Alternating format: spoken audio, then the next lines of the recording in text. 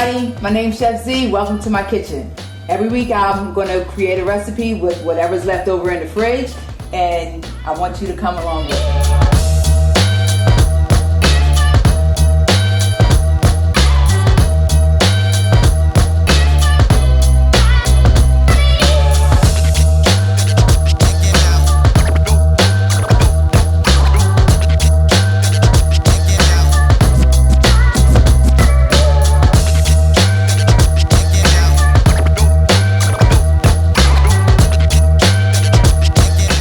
Today, my friend Chef Georgeann is here, and she's going to help us make ravioli. Yes, while making some pasta. Yes, ravioli pasta period is just amazing. Like, I love pasta. It's one of my favorite dishes. It's a nice comfort food. Why do you make? What made you get into pasta or start making pasta? And like, how long have you been making it? Probably like 20 years or so, but we grew up, part of my family is Italian, and so I saw my grandmother making it growing up, and then once I started getting in the restaurant business, I worked in some Italian restaurants, and just went from there. So, you want to get going and make some? Yes. So when I make pasta, I do like to use a mixture of semolina flour, and also it's called double O flour, type double O, and I use that a lot for pizza and pasta, just like a finer ground flour. Yeah. So it just makes a nice, gentle pasta that's, tender to eat and delicious. See, now, I use this for when I make my pasta, but I only use the semolina when I make my gnocchis. Okay. I never made it with pasta, so it's going to be interesting to watch how you make yours. Every chef has their own recipe, everyone does their own thing. Some use straight flour, and I don't know, I learned to do a mixture of both, and kind of like once you learn something, you want to stick with it, so yeah. and don't screw it up. But, so I always like the texture of it. So it's pretty easy though. You can get both of these. These are, either available in ShopRite, Acme, and if not, then I believe I got this online, on Amazon or something like that. So different ways. Sometimes you'll see people making pasta where they put it right on the countertop with the fork and all. I don't like that much of a mess. I usually use my KitchenAid with a hook attachment, but I'm going to do it by hand today. But I have the bowl, so I don't make too much of a mess in your kitchen. That's all right. But yeah, no, that's fine. Yeah. We chefs like to make the little mess possible. So I'm going to start with 1 cup of the double O. And you see I don't measure totally accurately because it's chefs, we don't do that. No, usually you just, well, it all depends. Baking? Baking, yes. Baking you have to. It's a science. But this, we get a feel for it. Yeah. But also this isn't always exact anyway, just because flours act differently depending on the weather and the humidity and all. So sometimes you need a little more, a little less. So I'm going to put this in here, a cup of each. It could change. I also would need some olive oil, extra virgin olive oil, and some sea salt. Olive oil and sea salt. I have pink Himalayan sea salt. That'll work for me. Cool. And yeah, extra virgin olive oil, good too? Yes. Awesome. And you see I'm being very exact in my measurements.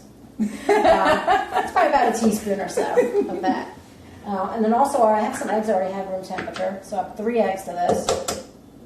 All right. And I'll put them right in the middle. So usually when you're making the pasta, especially if you did it on the counter, you put the flour and you mix it up. Make a little well in the middle, and that's where you drop your eggs and your liquid. So that's where we put the eggs and the olive oil. Try not to get any shells in there. I told you I was teaching some adjunct culinary classes right now, and I'll throw in the trash. And it's gonna make a mess in your kitchen. A student brought me up some beautiful pasta the other day, and there were shells in it. Now, how much oil are you putting in there? So it's about a tablespoon, probably. Okay. Once again, I'm not measuring, it's eye things. It's about a tablespoon. So I like to get a fork and whisk the eggs. And then I just start basically going around and start bringing it all in, as you can see. I'm just trying to get as much incorporated as I can with the fork until I have to go in my hands.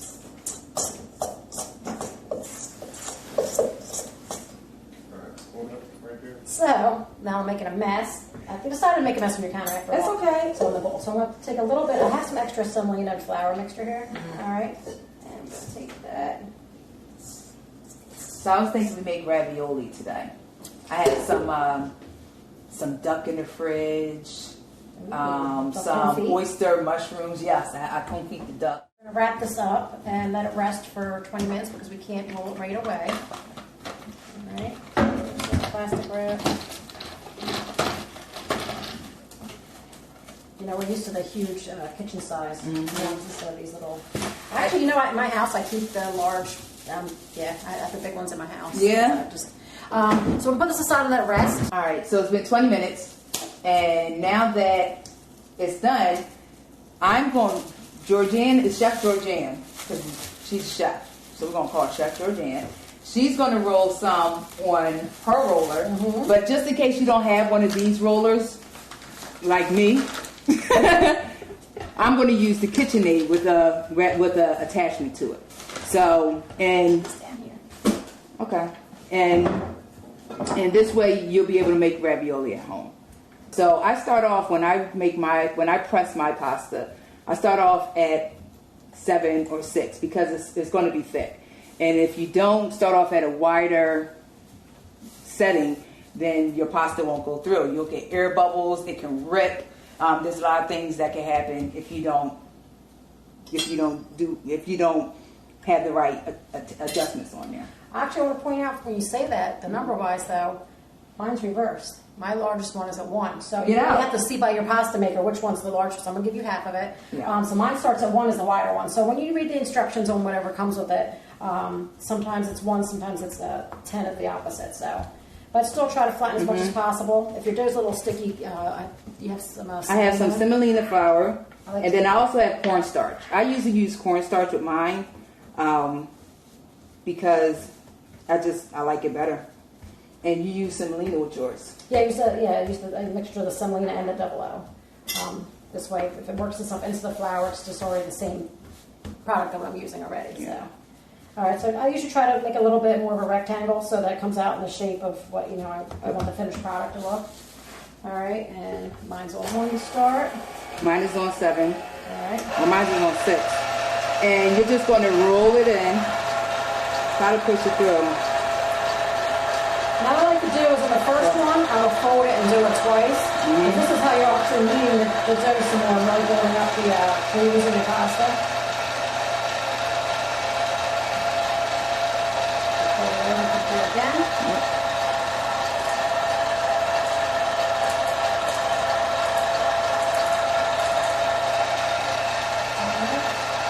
And then as you're making your dough, as you're pressing your dough, you're going to change the settings.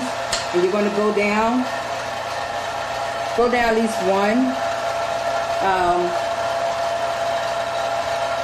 every time. So you press it through twice, and then you'll change your setting to a smaller setting so that you can get it nice and thin.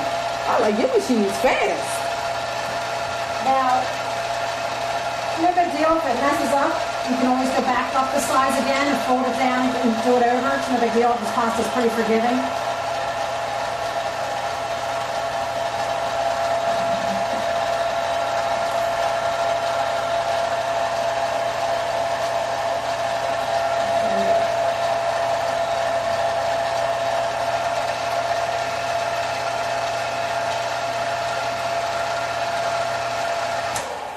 Machine that's only a 3 and it's already good to go. Mine is at a 4. No, mine is at a 4. I want to take it down one more time though, because it's still a little thick. Mine. I'm going to cut this in half just so it's not too long for the counter.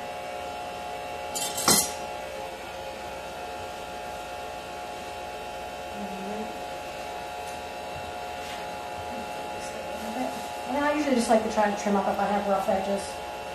Just even it out a little bit. I have no rough edges. I'm smooth. Stop. Maybe the machine was better going slower than mine going faster. Mine's I have less patience. No, yours is good. I like yours. I like that machine. Your pasta looks wider. I like that. Yeah, it's a little bit wider than the KitchenAid. So it's a lot wider. I love that because you can make more. This, with it being this skinny, because it's skinny to me. Yeah. Even when you don't get as much. It's not. I mean, it maybe. Well, it depends. If you're going to freeform it like I am, that's fine. But if you want to use your ravioli press, then it depends to see how wide it is. Yes. So we're going to show y'all. So I'm going to use a press. I'm going to use the ravioli press. Okay. This is how I usually make my raviolis, and Georgeann, Chef Georgeann, is going to do a freeform. So we're going to show you 2 ways how to make your ravioli. Stuff it and make it. And chingo cheese, some oyster mushrooms. We're going to shred these mushrooms up and we're going to render them down. I'm going to show you how to do it. And then in here we have our duck. Smells so good. Smoke on it. Yeah. Nice. So now if you're using one of these, it does have to be, you do have to put enough, like I said, I use cornstarch. You have to put enough on there, otherwise your pasta will stick to it. And then you'll get holes in your ravioli. And we don't want holes. I don't know if you like a spoon. I can use a spoon for the filling. Thank you. And I'm just going to freeform mine, so just going to share the filling here. Yeah, we'll share it. I'll take a little. I share. You just won't go too huge. You can go obviously different size when you're free-forming. Now in this one, you just got to make sure that it stays in the, you know what? Let me get some eggs, because otherwise we won't be doing any of that. I'm going to get some eggs out the fridge. Are you sealing yours with eggs? You seal yours with water? Actually, the pasta, the way I want to cut it, it seals itself, so I find if I don't have to use it. But it depends that's on. Nice. Yeah. If there's enough moisture in the pasta, sometimes it depends on your cutter. Sometimes you don't need it. So I'm going to use that, and then there should be plenty for yours. We crack this egg. All right, so what I'm doing, like I said, I just free-formed them on there. And I'm just going to fold it over.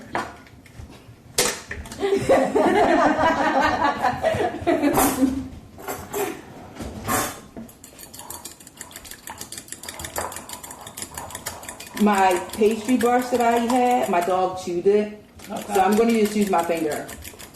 Honestly, I like using my fingers for most stuff anyway. I always tell even my students, I'm like, you want to feel your food. Mm-hmm. My pastry brush, I was trying to cook some ribs on yesterday and brush the barbecue sauce on the grill, and my whole brush came off the handle, and they were laughing at me. See? So I actually have this cool cutter that's, you could change the wheel. So you can have straight or you can have zags. There's small zigzags and big zigzags. You get out. So, yeah. So what happens is, as I'm cutting this, it's actually going to be sealing. But what I did is I went around and pressed down around the filling, just to make sure it's around to get any air out of it, and just to make sure that it's sealed all around. Now another thing, this part of the pasta motor is for pressing. So after you put your pasta down on this motor, you're going to press down on here so that it creates a nice dip, so that you can fill your pasta. So, stuff these bad boys. Yeah, I'm hungry. Yeah, I'm getting hungry. I know. This duck is really good. I think we're going to have a lot of extra dough, so I'm actually going to try to wrap it back up for you, and then you can make something else with it. I will. I'm probably going to make some, like, fettuccine with it, though. Oh, you know what? That's right. I have my chitara that I brought with me. Yes, yes. Yes. All right, so, Chef, you mind julienning the Spanish onion for me? Sure thing. And while you're doing that, I'm going to rip apart these oyster mushrooms so that we can render them down. And they'll be a garnish for our ravioli dish. So when you're doing oyster mushrooms, all you want to do is rip them apart. That's all you're doing, is ripping them apart. So once the oil is hot, we're going to add the mushrooms. So we're going to put all the mushrooms in there. Salt and pepper.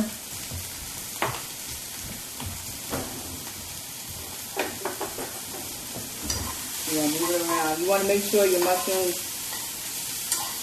have the oil on there. Now you don't want to put too much oil. You're not deep frying your mushrooms. But you're going to give them a nice sear so that they have a nice meaty texture to them. Alright? Let them rest a little bit. Let them cook. Then you're going to move them around again. Then you're going to let them rest, cook, and then you'll move them around again. I'm going to add our julienne onions, a smoked turkey to it, caramelize the onions, and then once everything is caramelized, matter of fact, Georgeann, while I'm doing that, you mind dropping the raviolis in the water? So the first time I made this, honestly, I didn't have, dropping onions. Honestly, I did not have I had leftover duck, and I wanted ravioli, so I made smoked duck ravioli, and then I posted it, and people was like, "Can I have some?" I said, "Oh, sure." I'm going to hit this with a little bit more oil. This right here is some of the smoked turkey from the smoked turkey gravy. So the smoked turkey gravy is an easy recipe. You take your smoked turkey necks and you boil them in water with 2 garlic cloves, a bay leaf, and onions, and 1/2 onion julienne, and you cook it on low for about 2 hours. After that, you have all that flavor in the water. Let me drop these ravioli. We're gonna have the meat from the duck, the smoked turkey meat, the oyster mushrooms. It's gonna be amazing. You don't need to season it with any more salt and pepper. You don't need to season it at all. So this is the smoked turkey gravy, and after it solidifies, it gets gooky because it has all the fat still from the turkey. So I'm going to put some of this in here, but then I'm going to hit it with some heavy cream. Oh, nice.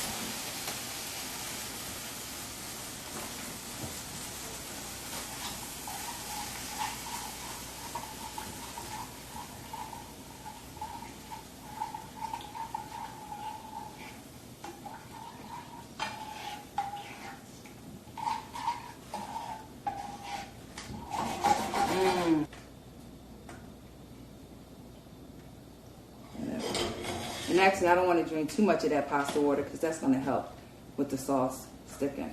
Yep, a natural starch from the fresh pasta dough. Oh, they held together. It's always a good sign when your raviolis hold together. Turn this off.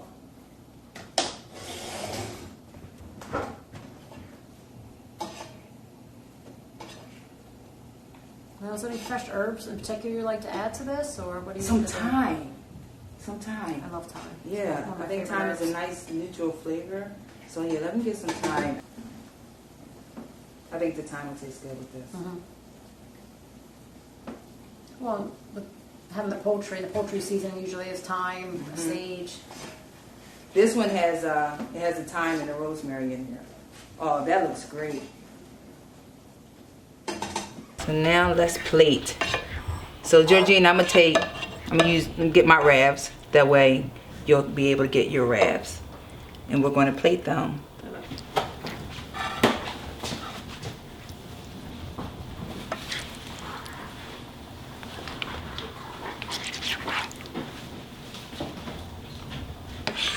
Make sure I get plenty of that sauce.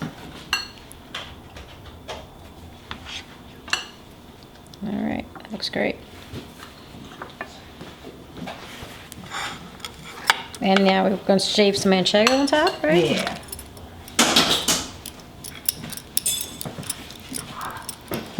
Can have it on the counter, but oh, that's good. Now I'm gonna do a lot more sauce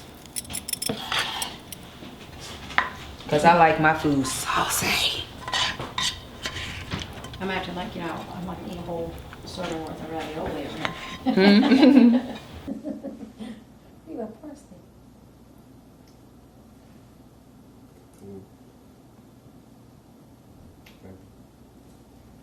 All right, you want to taste it? Yes. Let's see how these turned out.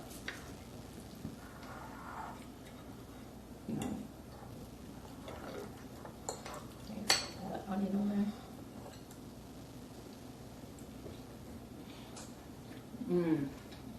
Smoky. Really nice. I like it.